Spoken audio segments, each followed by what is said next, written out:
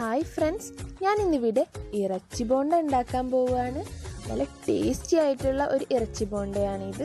ഞാനിവിടെ ചിക്കൻ അല്ല ബീഫ് കൊണ്ടാണ് ഇത് ഉണ്ടാക്കുന്നത്. ഒരു വെറൈറ്റി രീതിയിലാണ്. അപ്പോൾ ഇതുപോലത്തെ നല്ല നല്ല റെസിപ്പീസിനായിട്ട് എൻ്റെ ചാനൽ ഇപ്പോൾ തന്നെ സബ്സ്ക്രൈബ് ചെയ്യുക.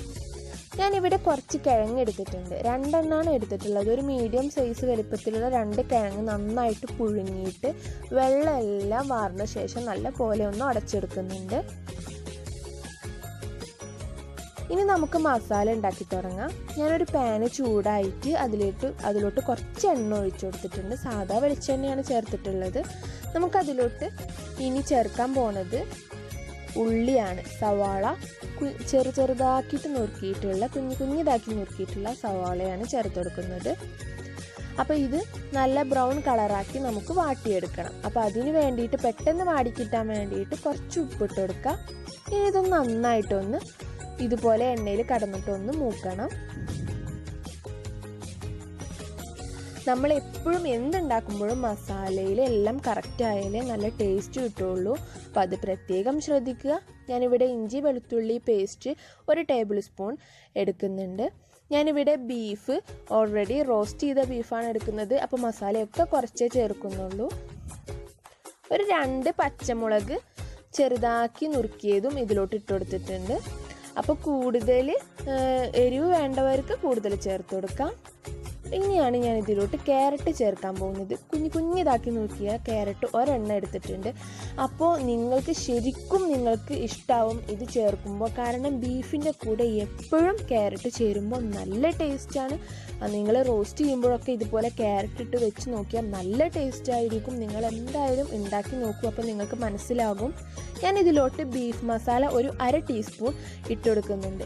ബീഫ് മസാല ഇല്ലാത്തവർ സാധാ മുളക് പൊടി, മഞ്ഞൾപ്പൊടി, ഗരം മസാല, കുരുമുളക് പൊടി എന്നിവ ചേർത്ത് കൊടുത്താൽ മതി. ഇതെല്ലാം പാകത്തിന് ചേർത്ത് കൊടുക്കുക. ഇതിലോട്ട് ഞാനൊരു കളറിനും അതുപോലെ ഒരു സ്പൈസസിനും വേണ്ടിയിട്ട് കുറച്ച് കാശ്മീരി ചില്ലി പൗഡറാണ് ചേർത്തിട്ടുള്ളത്. ഇനി ഇതൊന്ന് നല്ലപോലെ മിക്സ് ചെയ്ത് നമുക്ക് മാറ്റാം. ഇപ്പം നമ്മുടെ മസാലയൊക്കെ ഇവിടെ നന്നായിട്ട് റെഡി ആയിട്ടുണ്ട്. അപ്പം ലോ ഫ്ലെയിമിലിട്ടിട്ട് നല്ല പോലെ ശരിയാക്കി എടുക്കുക. ഇനി നമുക്കിതിലോട്ട് ഉരുളൻകിഴങ്ങ് ഉടച്ച് വെച്ചിട്ടുള്ളത് ചേർത്ത് കൊടുക്കാം. അപ്പോൾ ആദ്യം തന്നെ നമ്മൾ ഉരുളൻകിഴങ്ങൊക്കെ നന്നായിട്ട് ഉടച്ചതിന് ശേഷം മാത്രം നമ്മൾ ഇതിന് വേണ്ടിയിട്ട് നിൽക്കുക, മസാല റെഡിയാക്കുക. അപ്പോൾ നമുക്ക് പെട്ടെന്ന് തന്നെ ഉണ്ടാക്കിയെടുക്കാം. ഇനി നല്ല പോലെ മസാലയും കിഴങ്ങും കൂടി നന്നായിട്ടൊന്ന് മിക്സ് ചെയ്യാം. നന്നായിട്ട് ഉടച്ചെടുക്കണ്ട, ചെറുതായിട്ടൊക്കെ ഒന്ന് കടിക്കണമെന്നുള്ളവർക്ക് ചെറുതായിട്ട് ഉടച്ചെടുത്താൽ മതി. ഇനി അതിലോട്ട് നമുക്ക് റോസ്റ്റ് ചെയ്ത ഒരു ബീഫ് ഞാനൊരു 1/4 കപ്പ് എടുത്തിട്ടുണ്ട്. കുഞ്ഞു പീസസ് ആക്കി നുറുക്കിയിട്ടാണ് ഉള്ളത്. മിക്സിയിലൊന്നും ഇടരുത് കേട്ടോ. ഇതുപോലെ കുഞ്ഞു പീസസ് ആക്കി നുറുക്കിയിട്ടാൽ മതി.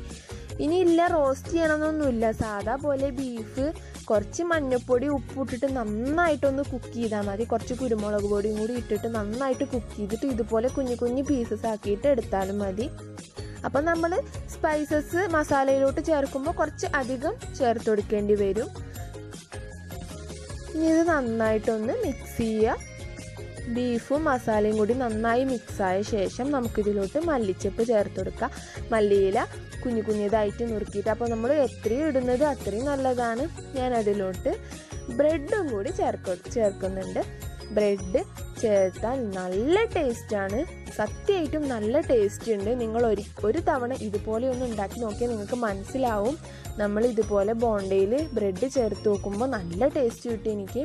അതുകൊണ്ടാണ് ഞാൻ പ്രത്യേകം എടുത്ത് പറയുന്നത്. ഞാനൊരു 2 ബ്രെഡാണ് കൈകൊണ്ട് പൊടിച്ചിട്ടേ ഉള്ളൂ അത് ചേർത്തിട്ടുള്ളത്. ഇനി നമുക്ക് ഇതുപോലെ ചൂടാറിയ ശേഷം കുഞ്ഞു ബോൾസ് ആക്കിയിട്ട് ഉരുട്ടിയെടുക്കാം.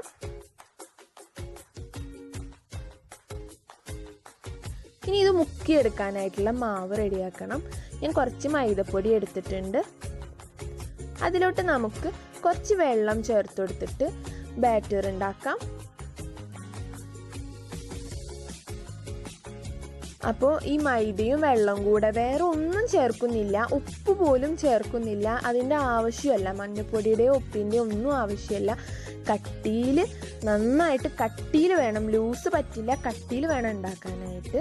ഇനി ഒരു പാൻ അടുപ്പത്ത് വെച്ചിട്ട് സാധാ പോലെ എണ്ണ ഒഴിച്ചു കൊടുത്ത ശേഷം, ചൂടായ ശേഷം നമുക്ക് ഇതുപോലെ ഓരോ ബോൾസ് എടുത്തിട്ട് ഇതുപോലെ മാവിൽ മുക്കിയിട്ട് നേരെ എണ്ണയിലോട്ട് ഇട്ട് കൊടുക്കാം.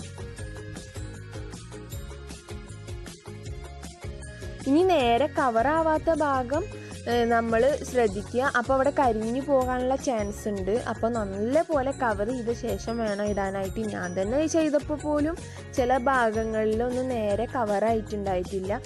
എന്നാലും നല്ല ടേസ്റ്റി ആയിട്ടുള്ള ഒരു ബോണ്ടയായിരുന്നു. അപ്പോൾ നിങ്ങൾക്ക് എല്ലാവർക്കും ഈ റെസിപ്പി ഇഷ്ടപ്പെട്ടു എന്ന് വിശ്വസിക്കുന്നു. നമുക്ക് വീണ്ടും കാണാം അടുത്ത റെസിപ്പി ആയിട്ട്. അപ്പോൾ എല്ലാവരും ലൈക്ക് ചെയ്യുക, ഷെയർ ചെയ്യുക, കമൻറ്റ് ചെയ്യുക. അപ്പോൾ നമുക്ക് വീണ്ടും കാണാം. Thank you.